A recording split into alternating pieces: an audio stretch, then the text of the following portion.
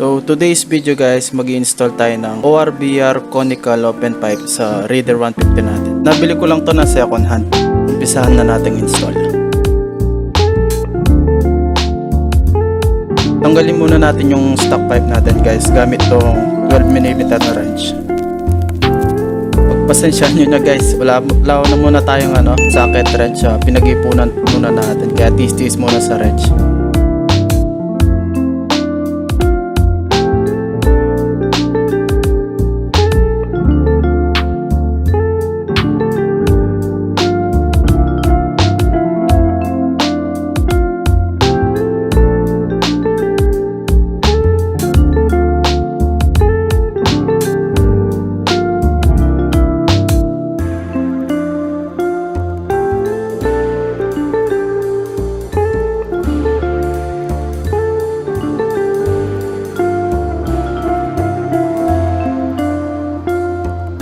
Suggest ko sa inyo guys, mag high tensile bolts na rin kayo. Iwas putol na rin at iwas lost thread sa makina para iwas masi-shop na.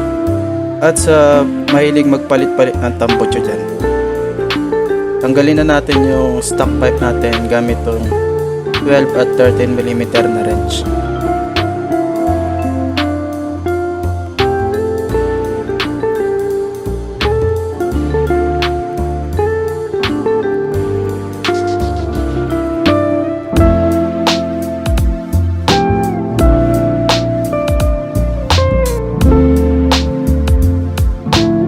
Steady muna natin dyan. At pwede na natin lagay itong elbow ng ORBR natin. Kasabay na din yung mga high tensile bolts natin para di na mahirap lagay ulit yung elbow.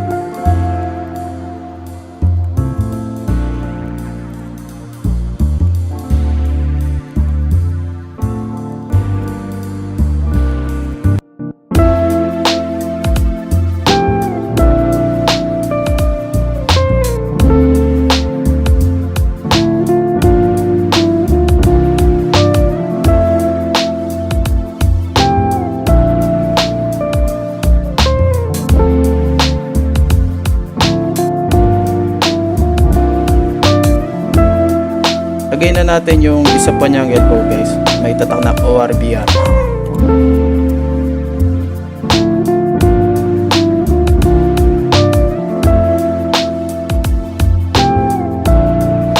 At panghuli yung canister natin.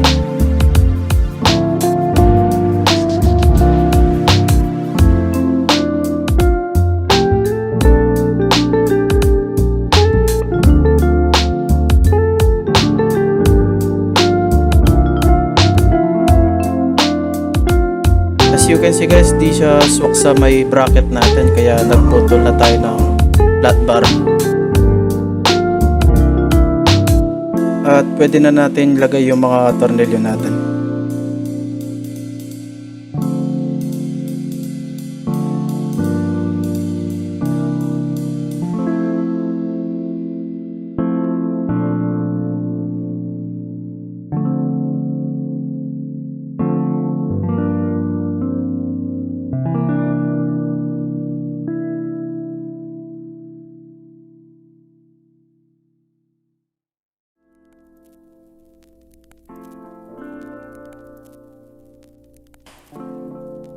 Make sure bago nyo nang higpitin guys yung mga tornilyo na sa elbow. Make sure na di siya tumatama sa may preno.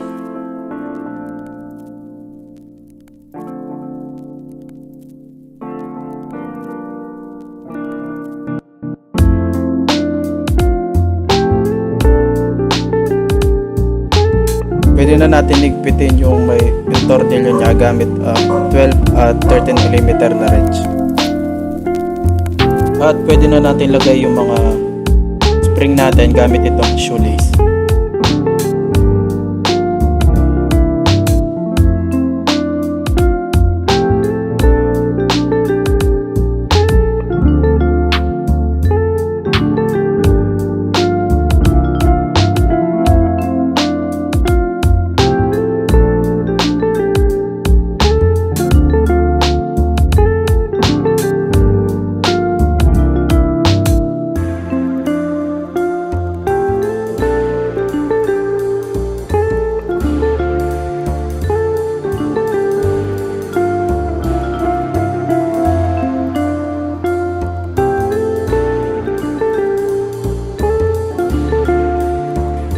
And lastly, pwede na natin igpitin itong mga nut natin gamit itong 13mm na wrench.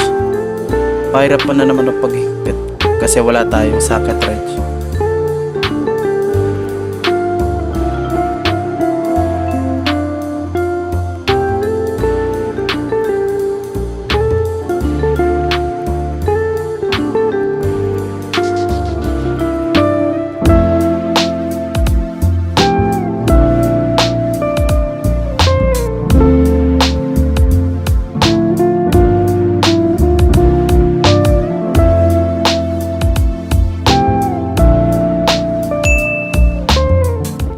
And tetestingin na natin kung may singaw.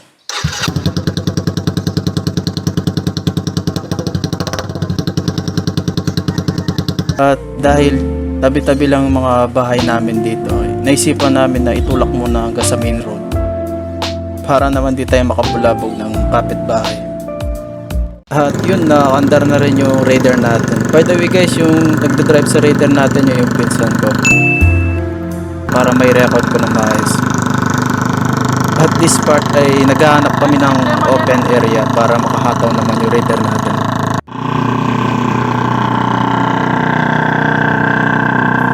Timelapse na nga natin para mabilis.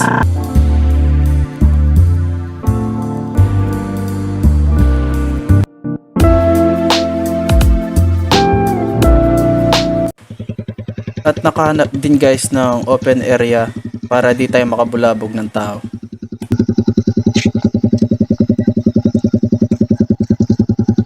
Ito na guys, pinahataw ko na sa pinsan ko.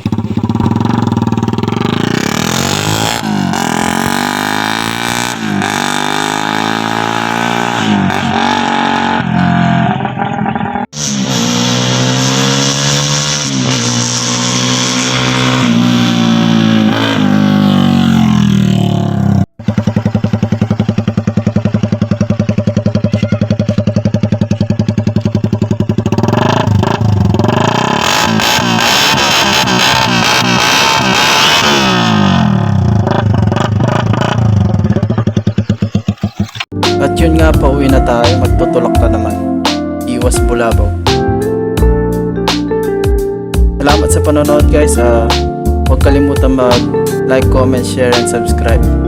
Paki-on na rin yung notification bell para ma-update kayo sa mga susunod na videos. Ride safe always guys.